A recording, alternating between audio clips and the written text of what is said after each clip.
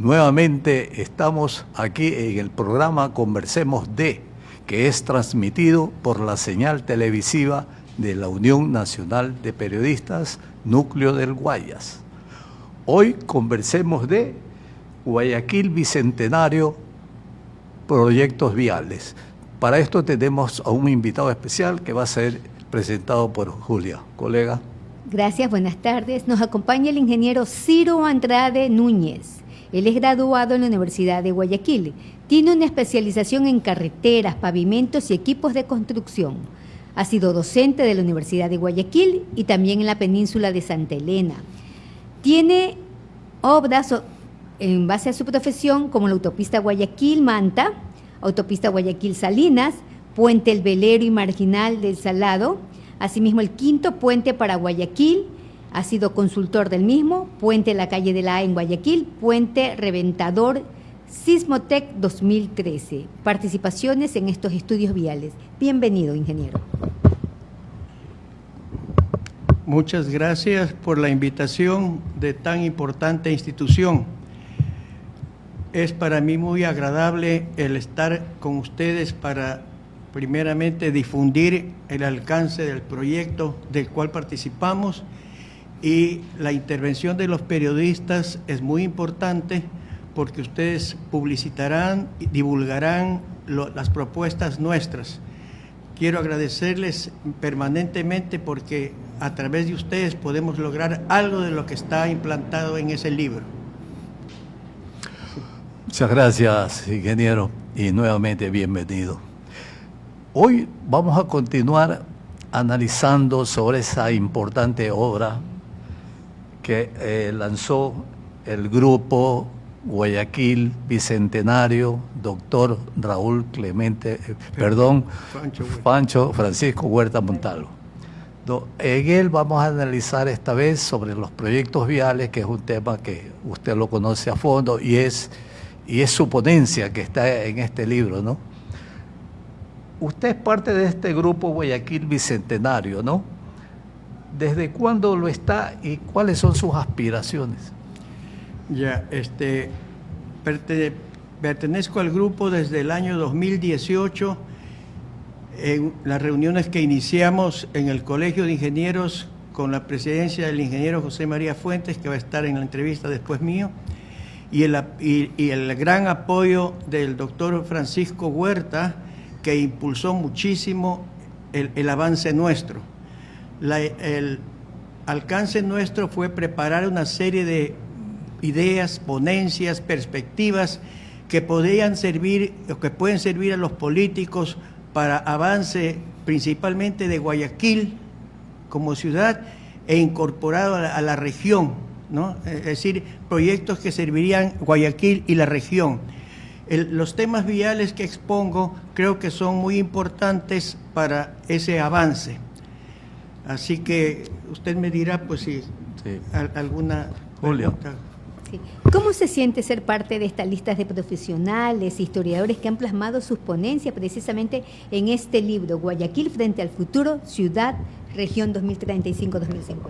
Bueno, me siento muy honrado de ser parte de los autores que están en el libro.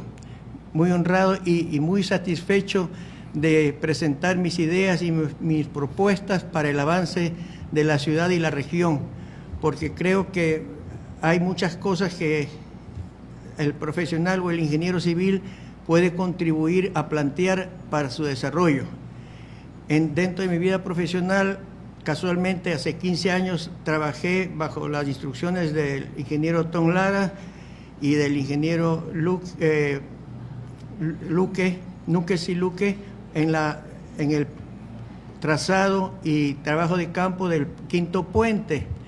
Son 15 años ya y asimismo conociendo las perspectivas, la bondad para la región, para el país de ese proyecto, he pensado una serie de proyectos más que pueden incluirse para el avance. Así que toda oportunidad que se me permita exponer, yo les agradezco y trataré de aprovechar. Ya, ingeniero, según su currículo, Usted es un especialista en carreteras, pavimentación y equipos de construcción. ¿Nos podría detallar su participación en estudios viales en el país que haya tenido? Ya, en estudios viales en el país tengo pues casualmente, ahí está indicado los estudios que he participado, pero le cuento como una cosa particular en el Congreso de los Colegios de Ingenieros Civiles del año 2022, me indicaron que presente una propuesta para una vía expresa Guayaquil-Quito.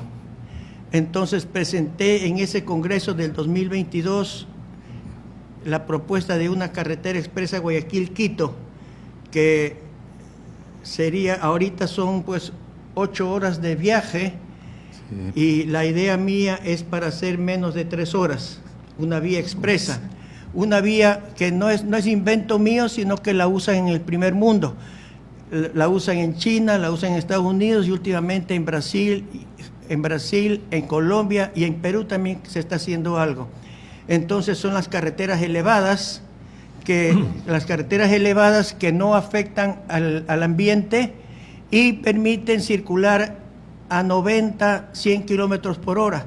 La carretera que yo presenté fue a 100 kilómetros por hora, que no es nada novedoso. Ya. Entonces ese para mí tal vez es el proyecto más importante que puedo plantear para mi ciudad, para el país, y fuera de las que presento en la revista. Ya. Sí. Casualmente habla de 7 rutas que conectaría Guayaquil con otros cantones, pero antes de que me conteste esta pregunta, ¿me puede decir por qué no se ejecutó o se consideró su propuesta? Me parece muy interesante llegar a Quito en 3 horas. Bueno, lo que le digo es una propuesta y un planteamiento nomás que fue en el año 2022, o sea, hace 3 años en el Congreso de Ingenieros, de Colegios de Ingenieros Civiles. No sé, pues, o sea, el que lo lleven adelante realmente y lamentablemente no depende de los ingenieros civiles ni muchos de los proponentes, responde más a decisiones de las autoridades políticas en que los ingenieros a veces no tenemos opinión, pero casualmente sé que están ahora el ministerio creo que está interesado en algún proyecto de ese sentido, también a Cuenca, pero vale la pena llevar adelante. Así que sobre mi proyecto, hasta aquí es una idea, así que el planteé nada más. ¿Y las 7 rutas de las que hablábamos? Ya, entre las 7 rutas que en la revista me dice, ¿sí? ¿No? Ya, planteo una de las ideas que planteé fue de Guayaquil a Pozorja, que son 80 kilómetros, cruzar el canal del Morro, con un puente que no es más de 2,5 kilómetros a Puná. Ya. Con eso Puná se integraría a la ciudad, a la región, y no como está ahora desvinculada totalmente. Entonces se integraría Puná, el gran territorio de Puná, al cantón, a la región, y posteriormente se puede de Puná hacer otro puente grande hacia Balao, que ya presenta la provincia del Guayas, y de ahí integrar con la carretera actual de Guayaquil a El Oro, y también puede ir hasta Cuenca. O sea, eso podría ser un proyecto. Otro proyecto es habilitar la carretera, el proyecto del quinto puente, que integraría con una carretera que también, con una carretera la carretera de Babahoyo, Guayaquil-Babahoyo hacia San Borondón, y se podría plantear un gran anillo vial de San Borondón, Guayaquil, Nobol, Isidro Ayora, otra vez Guayaquil, un gran redondel que permitiría que el tráfico que actualmente va por medio San Borondón, se descongestionaría. Eso es indispensable. Claro. Otros proyectos son la Guayaquil Salinas, que dejo indicado ahí que se trabajó creo que fue en el 2013, y la Guayaquil Manta. Ese es un gran proyecto, la Guayaquil Manta, que se lo planteó también con una consultora para el Ministerio de Obras Públicas, y también quedó ahí. El desarrollo de la humanidad está relacionado con el desarrollo de las carreteras. A un país, a una ciudad, a una región, se la puede ver su avance, su importancia, viendo simplemente su red vial, ¿no? Los países avanzados del primer mundo, su red vial es prácticamente una telaraña, una red de carreteras, de vías, de calles. La red nuestra es muy vacía, ¿no es cierto? Y seguimos con las mismas carreteras desde la colonia hasta ahora. Entonces son las mismas rutas que se han mejorado, sí, se han ampliado, sí, pero son de conceptos atrasados, conceptos donde las velocidades de los vehículos, por más que traen los vehículos del año 2005, tenemos con las velocidades de recorrido de 60 kilómetros por hora. Ninguna carretera del Ecuador permite más de 60 kilómetros por hora. Y la mejor respuesta es: analice cualquier ciudadano la distancia recorrida para el tiempo empleado y verá que no sale más que 60 kilómetros por hora. A pesar de que hayan tramos que se puede ir a 100, 120 y se contramatan, pero realmente la velocidad final es 60 kilómetros por hora. En el año 2025, ¿no es cierto? Sí, han avanzado los vehículos, han avanzado muchas cosas, pero nuestras carreteras siguen de las mejoras de la colonia, nada más. Ingeniero, dígame. La construcción de estas rutas, de algunas de estas rutas, no afectarán a camaroneras, a haciendas y a las grandes extensiones de cultivo y de ganadería que se encuentren en el camino, porque estamos hablando de algunas rutas, ¿no? Claro que afectarán, y por eso mismo le digo que conviene hacer, como se está haciendo en el primer mundo, carreteras elevadas. Sí. Elevadas, es decir, pueden hacer dentro de una piscina camaronera, Sí, simplemente colocar los cimientos y elevar el viaducto. Eso es posible. Hay con túneles y viaductos, tal como está en el libro, casualmente una imagen, y como propuse yo, y hay carreteras flotantes, inclusive hay carreteras flotantes.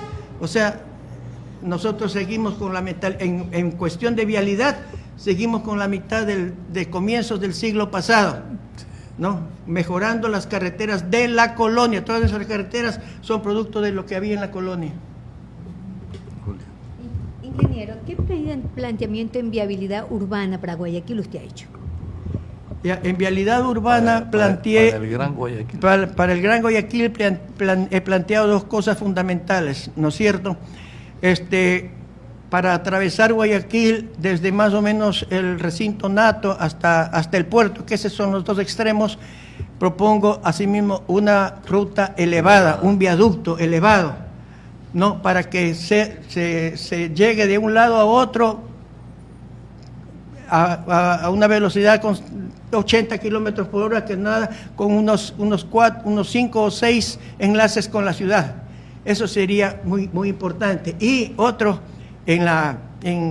para San Borondón, que es parte de la región, propuse en el año 2012, que de alguna manera colaboré en el plan regulador, propuse unos malecones viales para San Borondón, sobre el río Daule, ¿no? En la orilla izquierda del río Daule, un malecón vial que serviría para ampliar la calle de Ahora, que no tiene. La única ampliación de la calle de Ahora es hacer un viaducto encima de ella, ¿no es cierto? Pero no soluciona totalmente el tema.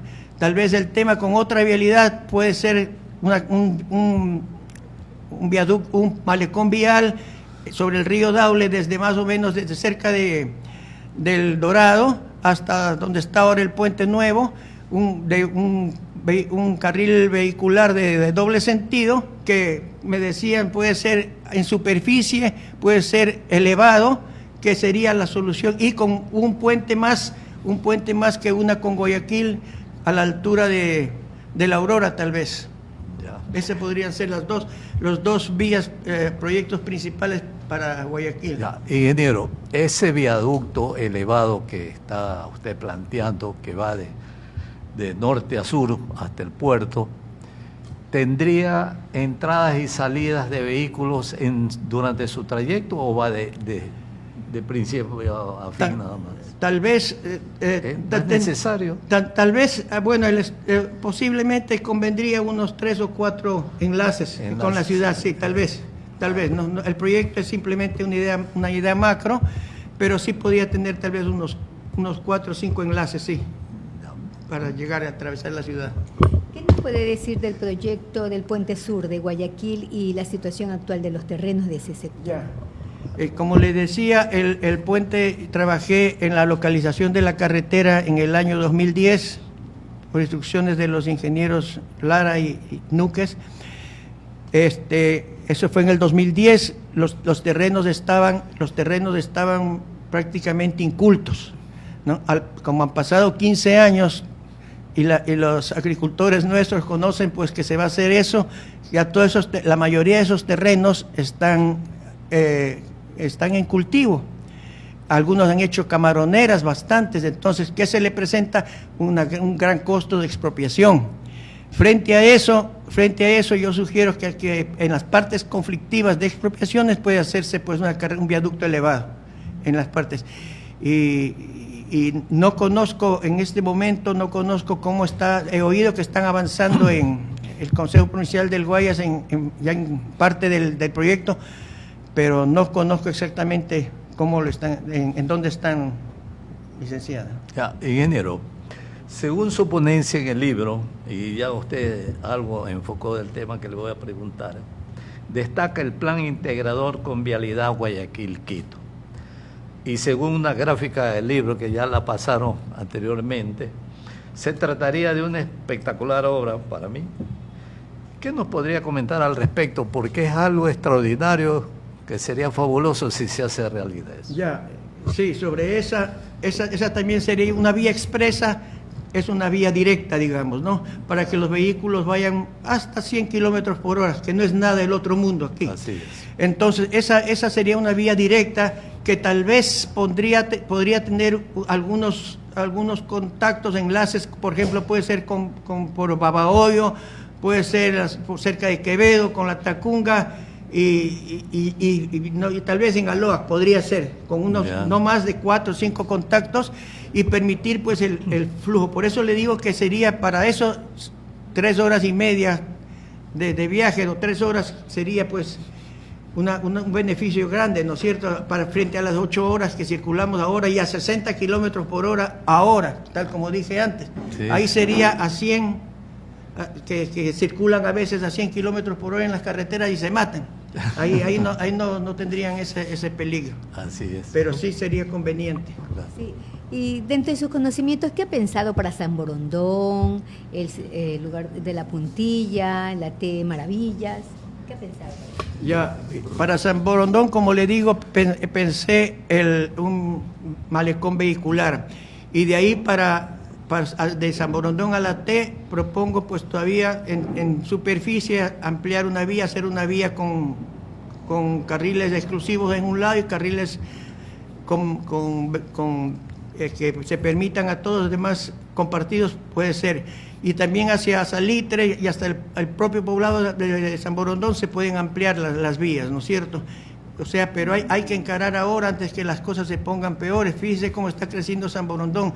En el año 2012 no había pues Ciudad Celeste, ¿no? Cuando se propuso eso no había Ciudad Celeste, y ya está. Ahora, mientras se demoren las cosas, pues ¿qué puede pasar? Y el proyecto tiene que ser enlazado con puentes hacia Guayaquil, y Guayaquil absorbería ese tráfico, pero para eso también proponemos pues el viaducto central de Guayaquil. Si usted se topara de casualidad en algún evento social con el presidente Daniel Noboa, ¿usted le plantearía esta importante obra? ¿Qué le diría? ¿Qué le recomendaría? Encantado le diría, pero ahora yo creo que le estoy diciendo a él a través de ustedes, señores periodistas, ¿no? Por eso estas intervenciones, estas ayudas de ustedes son muy importantes. A través de ustedes creo que estoy conversando con el presidente Noboa, con el alcalde, con la prefecta y con todas las autoridades de los distintos cantones. Así que creo que estoy teniendo conversación con ellas, señor periodista. Es interesante. Sí. No, las propuestas que da este libro señalan claramente que hay que trabajar conjuntamente autoridades nacionales que tengan que ver con la rama, lógicamente, y autoridades seccionales, ¿verdad? ¿Alguna respuesta de parte de alcalde o prefecto aquí en Guayaquil? Bueno, respuesta no creo que hay todavía. Tal vez el ingeniero José María Fuentes puede decirnos algo, pero creo que no hay respuestas. Ayúdennos para que las cosas sigan adelante. Ingeniero, muy interesante el tema que hemos tratado y le deseamos éxitos, ¿no? Tanto a usted como ponente del libro y a todos los que han hecho realidad esta obra, ¿no? Esperemos que tenga el eco necesario, ¿no? Porque estamos a 10 años del 2035 y sí lo podríamos realizar, ¿no? Así que nuestro programa Conversemos de él le agradece por su gentileza de habernos aceptado la invitación y estamos dispuestos aquí, abiertos con esta señal para cualquier momento que usted desee. Muchísimas gracias, les agradezco mucho. Bueno, queridos amigos, nos vamos a un pequeño corte y ya regresamos para hablar con otro ingeniero, otro ponente de este importante libro. Ya regresamos. Ya volvemos.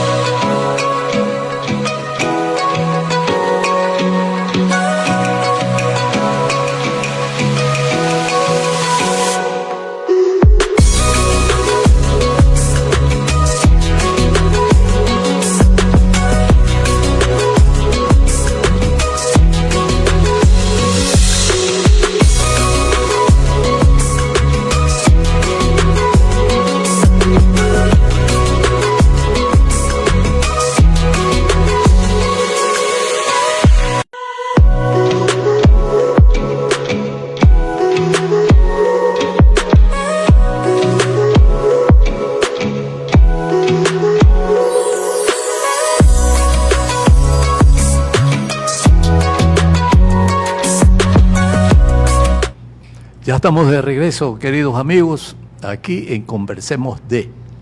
Ahora tenemos otro invitado especial, es el ingeniero José María Fuentes Cabezas, que va a ser presentado por Julia. Así es, el ingeniero José María Fuentes Cabezas, ingeniero civil, graduado en la Universidad de Guayaquil, consultor nacional, director de Obras Públicas Municipales de Manta y Rocafuerte, gerente del Banco Ecuatoriano de la Vivienda en la ciudad de Manta, director de Obras Públicas del Consejo Provincial del Guayas, gerente de la Unidad BD del Consejo Provincial del Guayas, director de Ingeniería y Vivienda del Instituto de Seguridad Social, director nacional de Construcciones del Ministerio de Bienestar Social, presidente del Colegio de Ingenieros Civiles del Guayas en 3 periodos, vicepresidente del Congreso de Ingenieros Civiles del Ecuador en Cuenca, tiene como parte de los autores del libro Frente al Futuro, Ciudad Región 2035-2050, con el tema Surgimiento del Grupo Guayaquil, Bicentenario y Planificación de la Región. Obra ícono, construcción del faro en el Cerro Santa Ana de Guayaquil.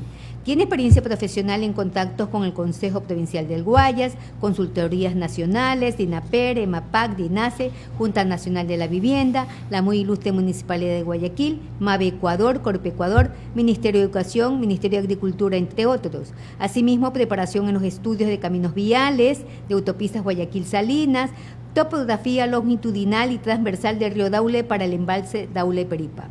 En obras, contrato en movimientos de tierra, construcción del Coliseo, instalación de matrices y guías de agua potable, obras de infraestructura, construcción de pavimentos flexibles y rígidos.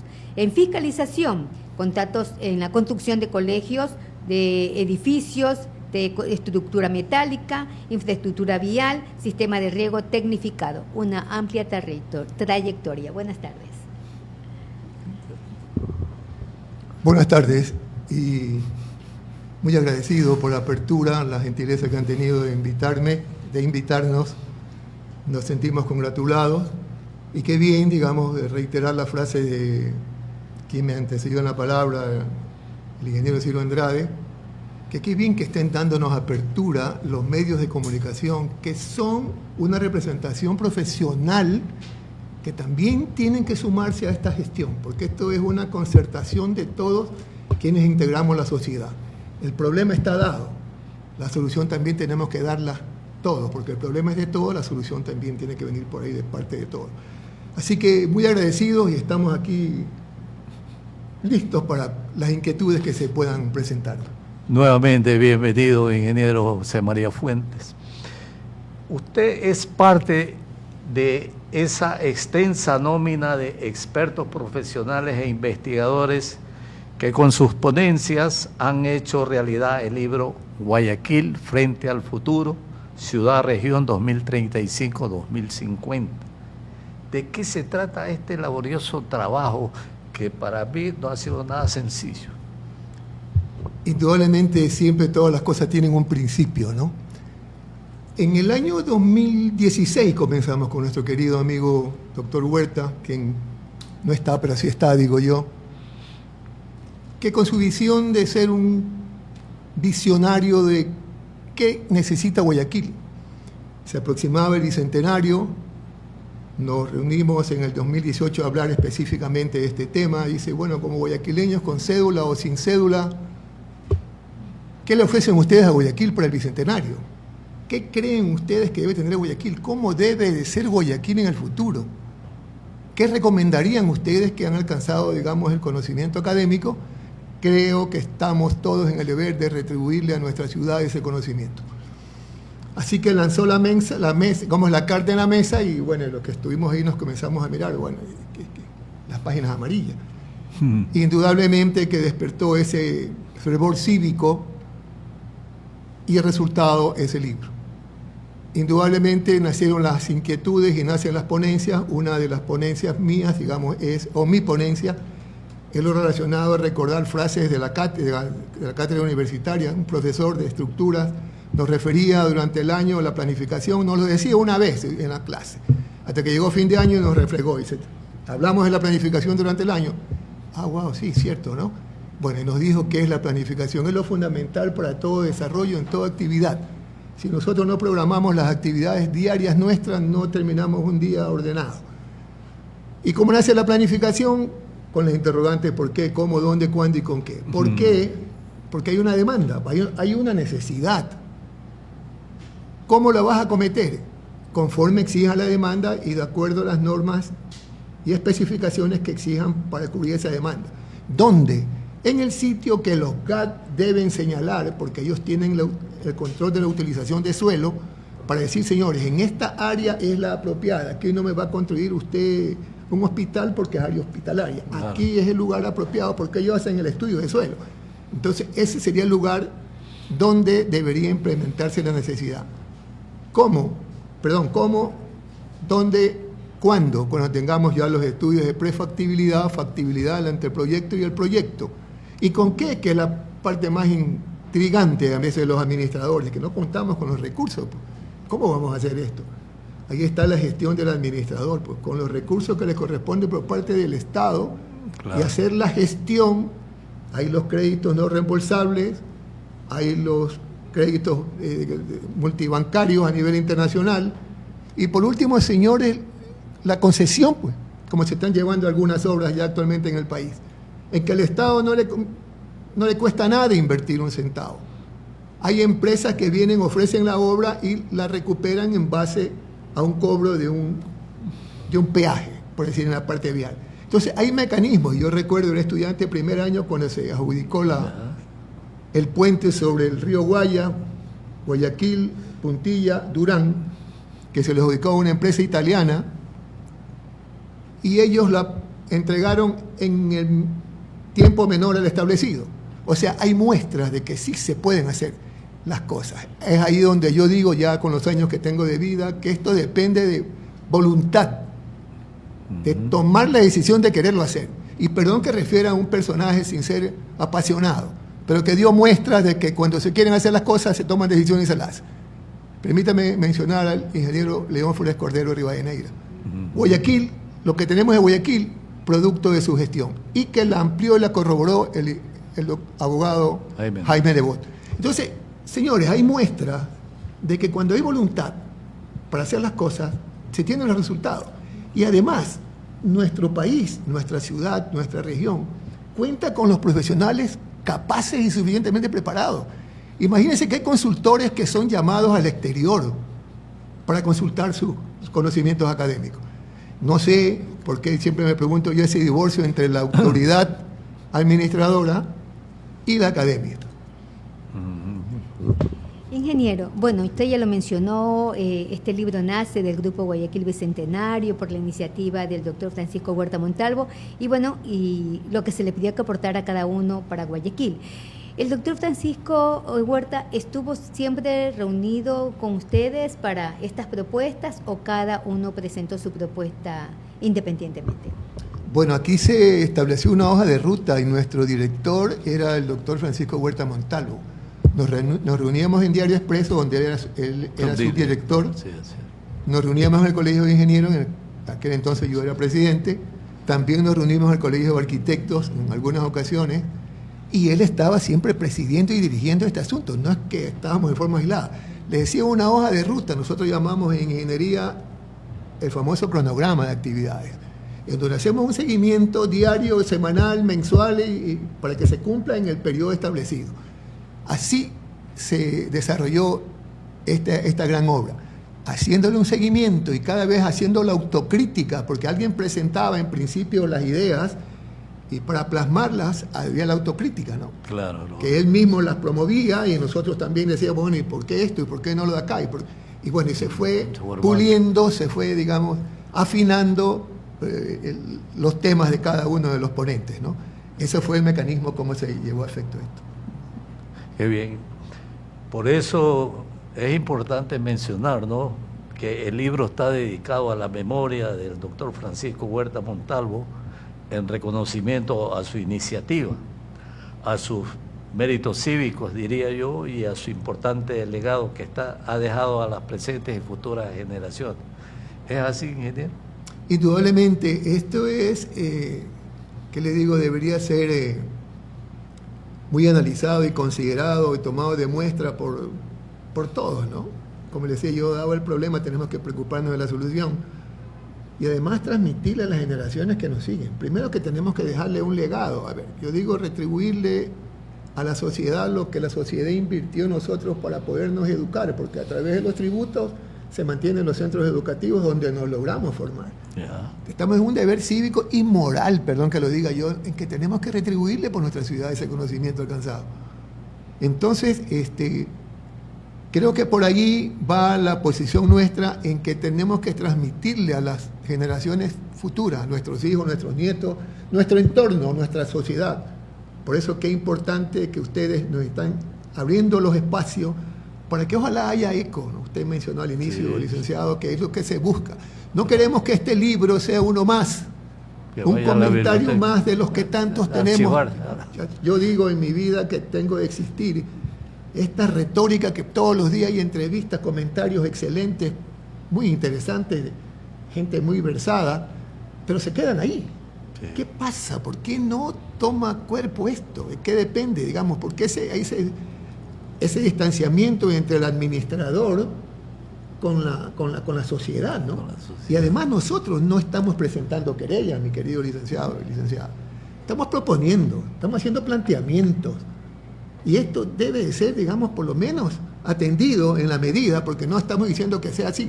Son planteamientos y propuestas, no son proyectos, aclaro. Sí, sí, el proyecto es una cosa ya que entra a definirse claro. con presupuesto y Así tantas es. cosas, definiciones, lineamientos, medidas, todas esas cosas. Ese es un proyecto. Son planteamientos y propuestas, ¿verdad? Así es. Que están bien encaminadas, están fundamentadas, están argumentadas, están sustentadas. No es que se dicen las cosas porque se nos ocurre. Entonces, eso conlleva a que queremos transmitirle a nuestro entorno, a nuestros familiares, de que esto tiene que ser considerado. Y ellos tienen que tomar la posta. El tiempo va caminando. A nosotros nos exigió que mencionemos esto, nuestra experiencia ya. Claro. Porque recomendamos que para el 35, que es ya mismo, que Guayaquil cumple 500 años de fundación, por eso se escogió esa fecha, y el 2050 un periodo mínimo que, digamos, se escogen siempre para hacer una programación planificada. Las planificaciones son para 20, 30, 40, 50 años, como lo hacen los países desarrollados, en desarrollo, ¿no? Claro. Entonces, ahí están todas las letras del abecedario en cada especialidad, para que cuando el señor que se posesiona, cuando lo nominamos, busque pues ese abecedario. No es que él tenga que descubrir, perdón, no buscamos a un omnipotente, a un non plus ultra, a un mesías. No, señores, aquí está lo que la sociedad pide. Claro. No es que él trae el conocimiento o lo que él se imagina. Hay 10 años por delante, ¿no? Sí, señor. Claro. Entonces, ese es un llamado que hacemos, ¿no? Permítannos retribuirle a nuestra ciudad lo que la ciudad nos ha dado. Julio. Ingeniero, usted además de ser ponente en el libro también fue coordinador administrativo del Grupo Guayaquil. ¿Qué tiempo le tomó a ustedes hacer efectiva o ejecutar ya toda esta obra de presentación de propuestas y tuvieron alguna piedra en el camino? No. Bueno, lo que nos objetó un poco en el tiempo también fue el asunto de la pandemia, ¿no? Nosotros comenzamos el 18 y bueno, tuvimos que paralizarnos un poco. Ya. Y lo otro es el asunto de que somos 40 ponentes y estos temas, como le decía, pues el doctor iba haciendo un seguimiento y se iba afinando cada vez más el tema. Una vez que presentaban, volvíamos a decir, por favor, revísenlo, si le falta una coma, alguna corrección ortográfica, antes de que llegue al editor, ¿no? Porque al final pues llega el editor y él es el que corrige Claro, todas las sí, cosas. sí. Es todo un Entonces, proceso. dificultades no. Más vale el asunto económico, porque esto aquí es voluntad de todos nosotros. En la parte que a mí me correspondió, me tocó asumir, digamos, parte administrativa, que es un trabajo bien arduo, y pues después se fueron sumando los compañeros amigos como Ciro, que inclusive él estuvo desde el inicio. Algunos somos pioneros aquí, ¿no? Después con el arquitecto Icaza, un gran amigo, un gran arquitecto que consciente, como él ha sido docente, ha sido profesional, conoce, ¿no? Ha sido profesor, sabe la temática de esta situación, ha sido funcionario público, ha sido ministro, entonces él tiene un concepto claro también de esta situación. Entonces, esto sumó para que, digamos, logremos, sin medir la dificultad. Una parte económica un poco, pero ahí estuvieron también grandes amigos y colegas que son ponentes, que contribuyeron en la medida que se pudo en la parte económica. Ustedes creo que presenciaron el evento, creo que en la medida lo pudimos presentar para que tenga aceptación al menos, ¿no? Es lo que pudimos expresar y regocijados en que en el lugar donde esté nuestro querido amigo el doctor Huerta, creo que está regocijado en que ve que tuvo fruto lo que él planteó. Así es. Entonces, en esa parte, Sí. muy regocijados. La cantidad de información que contiene el libro son 384 páginas, tengo el gusto de tenerlo, que usted gentilmente me lo obsequió, y que refleja el futuro de Guayaquil, de los cantones del Guayas y de las provincias aledañas. Nos dice que esta obra ha sido elaborada con responsabilidad cívica y amor a la patria. El precio creo que no tiene sentido, ¿no? Porque es una obra monumental, yo diría, ¿no? ¿Qué nos podría comentar al respecto, no? Si comentamos por el lado del valor, yo creo que es inconmensurable, ¿no? O sea, aquí está el alma, como dijimos ese día, ¿no? O sea, aquí está la expresión neta y plena de cada uno de los ponentes, lo que sienten por su Guayaquil, ¿no? Yo digo, bueno, tuve la oportunidad, menciono ahí construir el faro, perdón que mencione, y es la luz, ¿no? que despierta en el guayaquileño de cómo debe de emprender su actividad para alcanzar el progreso. Por eso es que nuestra ciudad es una ciudad, que le digo, ejemplar, ¿no? Embebida en sus problemas y los toma con la seriedad y surge, digamos, como luz reluciente. Entonces, es una muestra de que debemos emprender los guayaquileños. Nos toca, es un reto. Ya vuelvo a repetir, quizá la tercera ocasión. El reto es de todos. No podemos dedicarnos a estar reclamando, ¿no? Más vale llevarle ponencia. Bien lo que decía, si puede acercarse al presidente de la República, le decía a mi estimado amigo ingeniero Ciro Andrade, le dice, no, yo ya estoy en comunicación con... Y eso es lo que queremos estar. Sí. El punto no es personalmente, pues yo creo que esto sí está llegando, ¿no? Claro. No tiene que decir que tiene que ser como lo planteamos nosotros, sino que ahí está la idea técnica orientada y sustentada. Así está. Son planteamientos. El proyecto ya es otro campo, otra cosa. Claro, son así que el valor, como le digo, wow, no podemos medir el valor. Así es. Julio. Sí. Ingeniero, bueno, usted es un experto en planificación. Para orientarnos un poco, ¿cuán importante es una planificación dentro de estas propuestas de ustedes para el Guayaquil del futuro y para la ejecución que tiene que llevar adelante una vez que, Dios lo quiera, se aprueben este tipo de propuestas y se conviertan ya en proyectos? Bueno, indudablemente que para nosotros al inicio fue un reto, ¿no? Se consolidó esto y el afán de lo que buscamos en cuanto a su pregunta como planificador es de mi parte, perdón, si cabe la expresión, hacer un llamado a las autoridades, ¿no? Porque estoy convencido de que nuestro país carece de planificación. Hay el famoso SEMPLADE, no sé si todavía existe. Ahí hay una serie de proyectos inclusive que están presentados y le ha costado al Estado porque son estudios que han sido pagados, pero no se los aplica. Plata que nos ha costado a nosotros, no sé, falta de voluntad de querer hacer las cosas por el bien de la sociedad. Por ahí me pregunto yo, ¿será este sistema que mantienen los políticos, perdón, generalizo, de que se mantenga este sistema, de que no se desarrolle? ¿Será, digo yo, porque cuál es la razón de que no se pueda desarrollar esto? De que estamos clamando y diciendo, señores, aquí está. Sí, pues es lamentable. Guayaquil ha crecido sin planificación. Ahí usted ve en las áreas marginales pura invasión. Eso no es planificación, ¿no? No se hace un trabajo a conciencia, ¿no?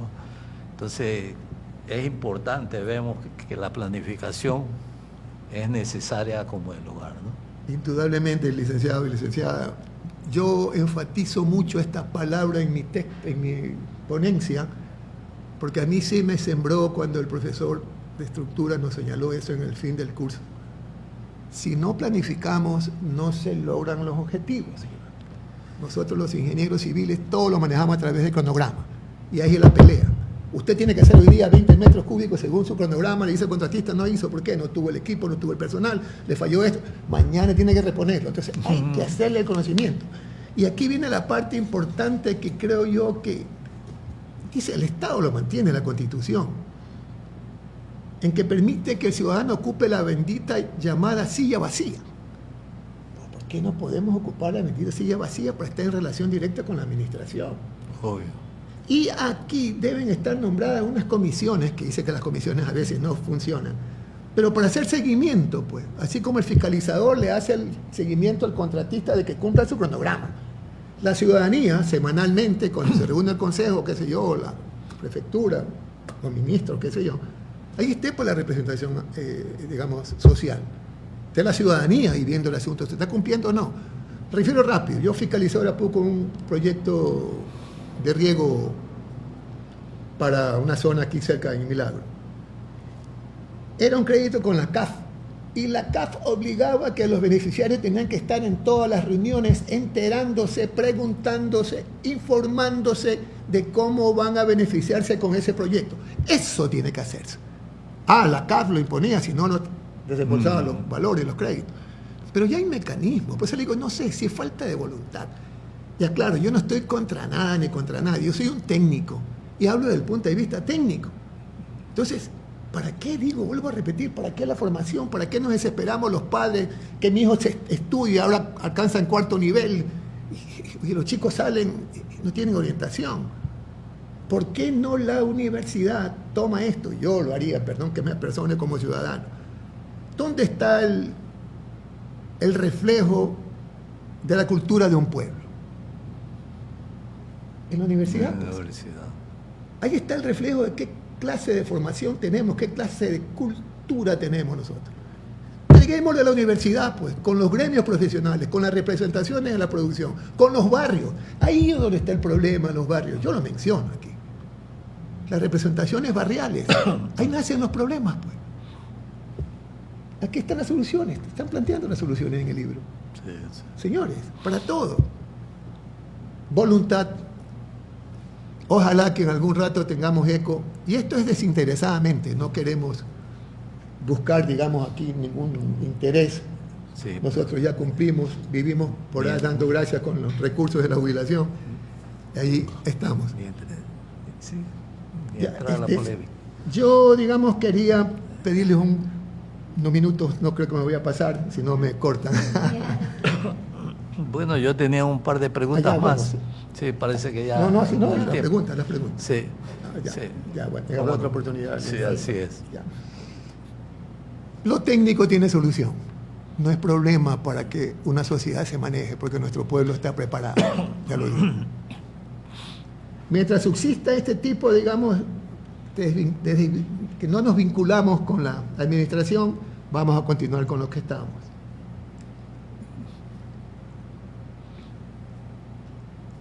Hemos hablado que contamos con la orientación de la planificación, sustentada, ordenada, sustentada, sostenible, e inclusive se habla de la resiliencia, cómo debe prepararse nuestro pueblo cuando hay un sismo, cuando hay una inundación.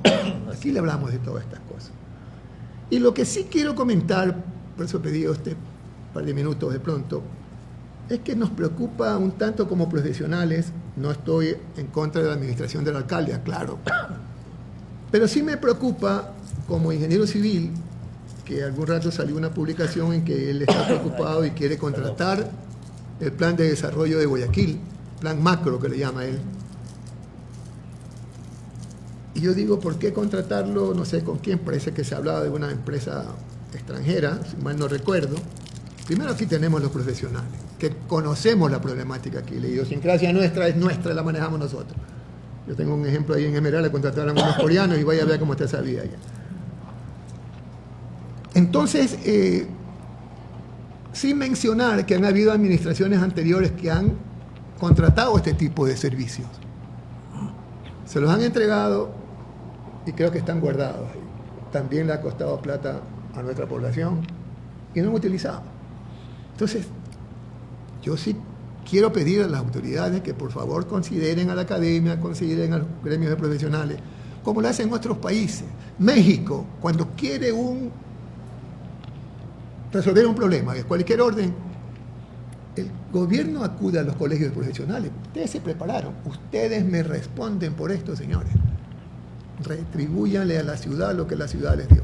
Entonces, tenemos todos estos principios que los mantienen bien las entidades internacionales como la ONU, la OEA, que nos dicen el Plan Hábitat de cómo formar inclusive las ciudades intermedias.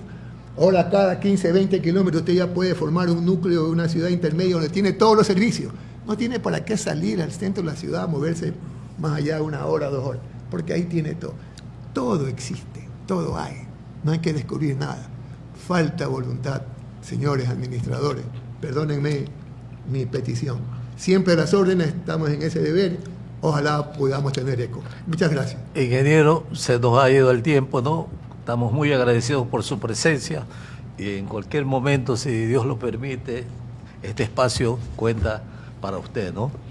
Así que, nuevamente, gracias, ingeniero. A ustedes, y reiterarles, perdón, el llamado que como gremio de profesionales y que es el medio que llega a las autoridades de la ciudadanía, ayúdennos, no a nosotros, ayúdennos a nuestros ciudadanos, a nuestras familias, a nuestros hijos. Porque ustedes sí son escuchados, pues. De alguna manera lo escuchan. Porque el funcionario cuando llega al puesto, la primera hora lo que ve es los medios. O el encargado de manejar la parte de los medios le comunica, le dice ahí. Entonces, están enterados. Ojalá tengamos alguna respuesta que va a ir en bien de nuestra ciudad. Muchísimas gracias a ustedes, licenciado, por esa apertura y estamos a las órdenes cuando ustedes lo requieran. Muchas gracias. Bueno, estimados amigos, se acabó el programa por el día de hoy y nuestra reflexión de todos los viernes. Deja a Dios todos los días en tu corazón y nunca lo sueltes. Será hasta la próxima. Muchas gracias. Muchas gracias.